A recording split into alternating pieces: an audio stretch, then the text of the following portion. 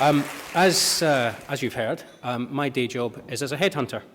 I therefore see myself as very much on the front line of finding and recruiting the best talent either within Scotland or from further afield to work here. The good news is that I can confirm that we have an abundance of high-quality people, not just in this room, but all throughout Scotland. For those roles in a new growing Scotland where we need to import skills, the story we have to tell, the story we have to share, the quality of opportunity and life available that we can offer to people will attract the kind of people that we would want to be part of our new Scotland. I can tell you also that the process over the last 18 to 24 months has not put off many people from investing or working or seeking to work here. I've spoken to a lot of people who look at what's happening in Scotland, and in many cases, the process has been a very positive help. So I'm going to talk today about some of the realities we face, why we're here, and what we can do, I think, to change things for the better. So, in order to develop our economy beyond the referendum and create a route map for common ambition, I think the overarching theme of today was to consider two main questions. What economy should we aim to create, and what needs to be done to achieve this outcome? I think these are two really profound questions. We should aim to create a fair, smart, green, balanced, sustainable and productive economy. I think that's pretty uncontentious stuff. One that is also international in its outlook and participative. That's perhaps slightly more contentious. What needs to be done to achieve this outcome is to develop a range of Scotland-specific policies which will be able to unite those required to deliver those outcomes. And when I say those required, this includes all our stakeholders, from global and EU partners, to those in the rest of the current UK with whom we will continue to share many sensible things. So these are the challenges. Where are we now? Well, all the evidence shows that the policies of the current political settlement, where Westminster retains control of the vast majority of policy areas, is simply creating an imbalanced economy. This imbalanced economy is one in which the rich get richer and the poor get vastly poorer. We've heard this quite a bit already this morning, both from Henry McLeish, from Ben Thompson, from Robin McAlpine. And what's also apparent is that in many major policy areas, Scotland has no input to the decision. This has been going on for decades. As Ian McWhirter himself wrote a few years ago in an article to celebrate the life of Jimmy Reid, it was a combination of Scotland's subordinate status within the Union, coupled with the pig-headed and Anglo-centric monetarism of Margaret Thatcher's governments, that destroyed industrial Scotland. Our view is that this style of London-centric economic management is in no one's long-term interests. As the High Pay Centre said in a report released yesterday, and again we've heard much of this today, inequality has been rising rapidly in Britain for the past 30 years. The gap between rich and poor has widened, and the share of income going to the top 1% has doubled. For those who like their figures, that top 1% now takes nearly 14%, up from 6% 30 years ago. If the growth in inequality continues at its current rate, we're heading towards Victorian extremes in the next 20 years. Think about that for a moment. Victorian-style extremes in the next 20 years. We don't need to travel very far to see the reality of that today. Parts of North Edinburgh are amongst the worst in Europe for health inequality and standard of living. And that's with a Scottish Government who have limited impact on some of that. Is this the kind of economic future we wish for ourselves, our children and our grandchildren? I'd argue strongly that it's not. Those in the no camp specialise, and I think many have convinced even themselves, that this is the best it can be. But when we examine the facts, they tell us a very different story. Again, I refer back to the High Pay Centre. It's increasingly clear that there has been a policy and market failure in relation to pay at the top of companies and the structure of businesses over a period of years under all governments. It is now essential to persuade all parties that there is a better way. And what does that inequality mean for living standards? Well, a considerable volume of commentary and academic work has been dedicated to the effects of that inequality. Concerns range from the effects on public health and social well-being to the danger of social and political unrest. The IMF and others have argued that inequality is simply bad for the economy, rendering economic growth weaker and less durable. As with most other economic measures, levels of inequality are often cited in relation to other countries. with performance judged on whether the UK is doing better or worse than similar-sized economies. We've already seen that the UK is one of the most unequal societies in the developed world. This is usually framed as either simply a moral outrage or in terms of the potential indirect consequences of inequality on things like crime, population health, general social fabric. As a matter of fact, Oxfam have recently been running a campaign, I'm sure many of you have seen, that have noted that the UK are about to become #1 in the list of the most unequal societies in the developed world. Surprisingly, what's less often mentioned is one of the most straightforward implications of that inequality. That if a greater share of total income goes to those at the top, that means a lesser share for the rest of us. In most developed countries, we put a lot of stock into how much the economy is growing as a whole, as measured by GDP. But if all the economic gains are accruing to those at the top, then a growing economy is not going to do much for the living standards of ordinary people. Put simply, in two equally rich countries, living standards for most people will be worse in the country where a small number of people take a disproportionately large percentage of total income. At the top end of society, we are very similar to our neighbours in terms of average income.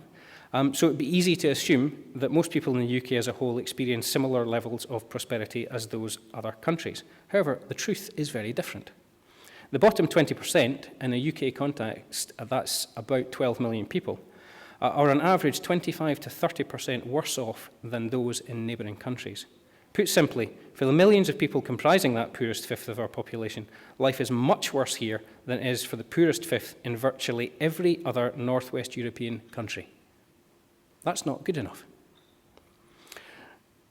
In most of these other successful nations, we see a significantly smaller share of income going to the top 1%, about half of what happens here in the UK, and genuinely a greater distribution of wealth. Unsurprisingly, their economies are stronger, societies are more balanced. This has come about because we made political and economic choices that set us on the path of that greater inequality. So, it doesn't have to be like this. Looking forward a little more positively.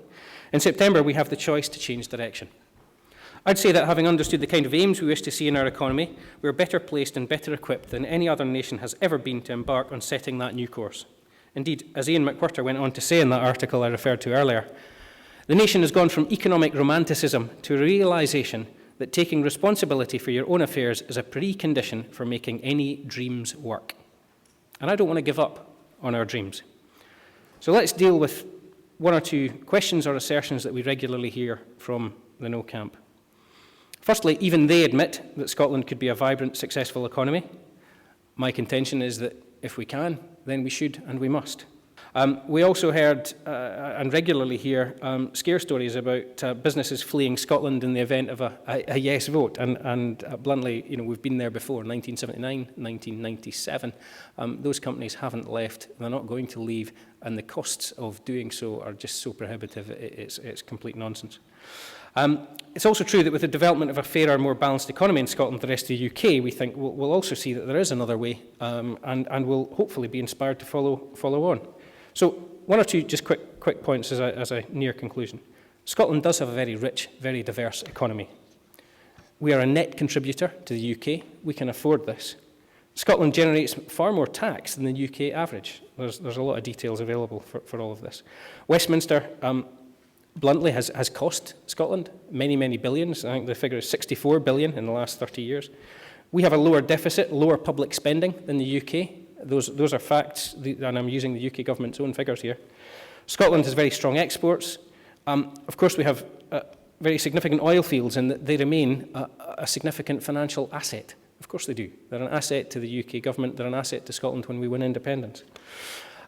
We have huge potential in renewable energy, and I don't have time to talk about that, but the fact that we have 25% of Europe's total tidal energy and wind energy potential is surely enough. Scotland is one of the top UK locations for inward investment already. With independence, we can do far more. And of course, an independent Scotland can create the right business environment for tax, regulation, labour market, innovation and exports to see us flourish. We heard quite a bit this morning on the shape and type of economy that we should also aim to create.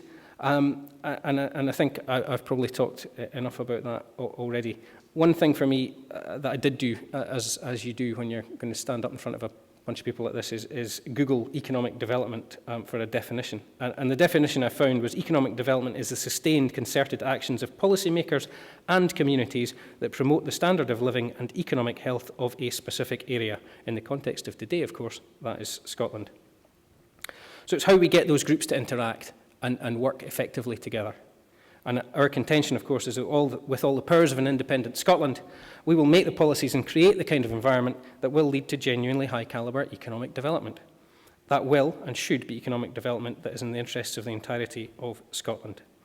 So, in conclusion, to have control over taxation, regulation, global promotion, Scottish Government needs to have the powers of independence.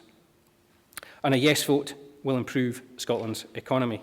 We get to create a new constitution. I could talk for a long time on that and be very happy to speak to other people later on today about that.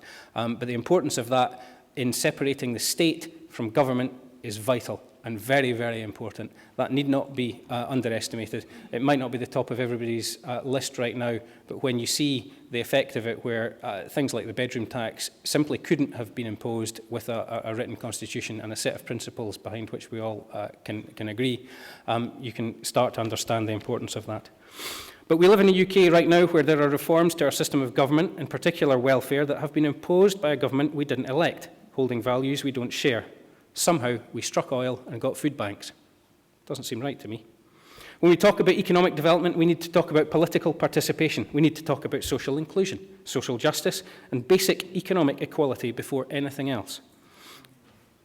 We need to be able to talk about solidarity, rebuilding a society broken and disfigured by poverty. That's the real prize of an independent country, a society we want to be part of and that we can assume everyone and anyone has a role in. As Robin McAlpine said, all of us first. That's a prize worth winning, and it's one within our grasp. Final point. As Jim Sellers has reminded us all, between 7 o'clock in the morning and 10 p.m. on the 18th of September 2014, for the first time in history, the people of Scotland will hold the sovereignty of our nation in our hands. Please don't give it back. Build upon it. Use it for us all. As Mike Small of Bella Caledonia has said, it's time to escape the austerity union. It's time to get above ourselves. Scotland, for the kind of nation we can, should and must be, please vote yes.